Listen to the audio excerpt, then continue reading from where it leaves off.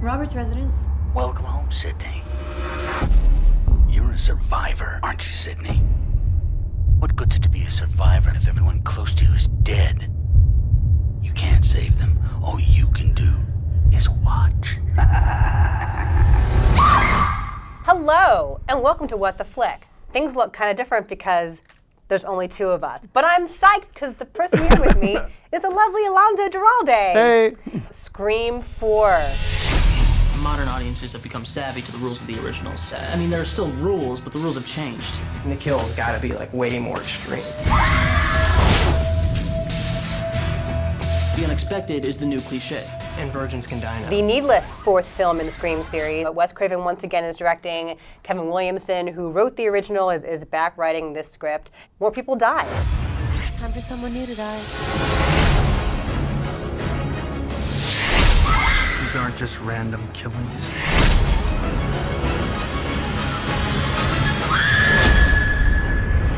So there's a Culkin in there. Can you name that Culkin? We could not at first. We were confused. Can you distinguish him from the other 8 Culkins? There are multiple Culkins.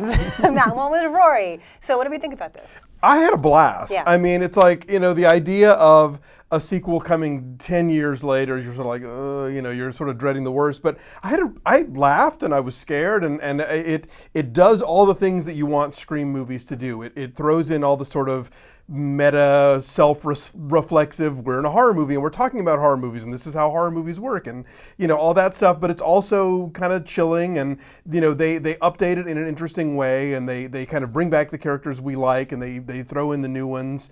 And it all felt organic. It worked for me. I had a good time. Yeah, it felt needless to me to have a fourth Scream movie, but this actually is more like a sequel to the first. Like Right. we were saying earlier, you don't have to see Scream 2 or 3. Yeah, if you see 1, you're the first one you're covered. They sort of pretend that 2 and 3 didn't really happen. And there's even a character in the film who says that this is less of a shriekwell and more of a scream make. Yeah, So that's a good observation. I mean they're kind of rebooting the franchise, but of course they're done talking about franchises getting rebooted. So I mean it's that's the little game that it plays, and it does so really well. I mean, from the opening sequence, which we won't give away, we're not doing any spoilers. No, because no spoilers. we have been admonished Yes. officially We in were writing. handed a letter by the Weinstein Company. Do not give away the ending of Scream 4. But they were very apologetic. They're like, we know you wouldn't do this because you love movies so much, but still, just it's in like, case. But yeah, so we're not going to tell you who the killer is. No spoilers.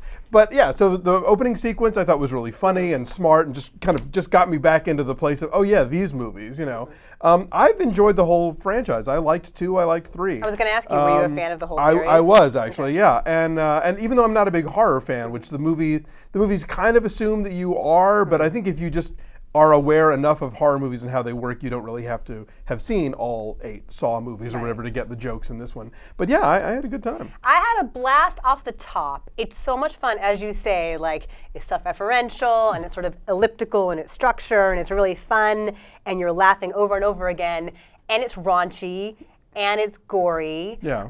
And then it drags for a long time in the middle. And then it's fun again at the end. Well, it's funny because I thought it dragged a little at the end, but then there's even a character that says, this story should have ended several scenes ago, which I thought, okay, well, I'm back, Was there too much meta stuff going on here? Can you have too much meta stuff in a Scream film? I think the Scream series has established itself that this is what you're going to get. This is what's on the table. So, if you didn't like it in the first 3 Scream movies, you're still not going to like it in this one, but if you do, you're in for a treat, I think. We shouldn't talk about who the killer is. We wouldn't dream of it. But did it surprise you to find out who it was? Yeah, actually, and there are a lot of good red herrings in this movie. There's so many red herrings. They throw a lot of suspects at the wall, so you're like, and I don't know if I would want to watch it again to then map out if the revelation is if it's logical, but who cares? I had a good time. People have asked me like, is it scary?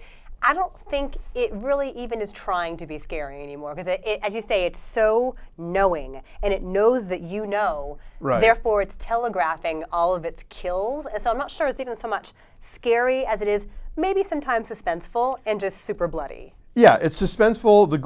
There's gore to be had for sure. And yeah, I mean, for the most part, it is about being kind of self-referential, about being holding a mirror up to itself. Mm-hmm. But Craven is really good at this sort of thing, and I think he sets up a few little scary. Got to open the door to the dark room, and the person lunging out of the back. And so, you know, I'm an easy touch for that sort of thing. You get me really quickly with that.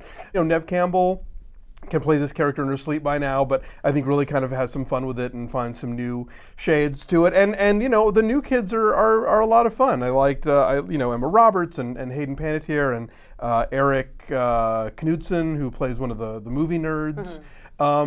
Just, you know, it's a fun cast. I love Hayden Panettiere in this actually because she's kind of like a badass. Like I don't recall her ever playing kind of a naughty bad girl before. She's always got kind of the cute cheerleader and everything, but she's this sassy kind of, who referred to it as Majit Nelson. Someone referred to her as like Majit Nielsen, like Brigitte Nielsen, because she's like this short little blonde haircut. That's true, yeah, she like, does have that. Like the tits and the corseted tops, and she's just like sexy. Yeah, and funny and she knows as much about horror movies as any of Right. the guys do too, which is kind of a cool I also thing. liked the actress who plays Neve Campbell's publicist, Oh, Alison Brie, yeah. She's she gets what's coming to her. We'll just say that. Okay, so let's do numbers.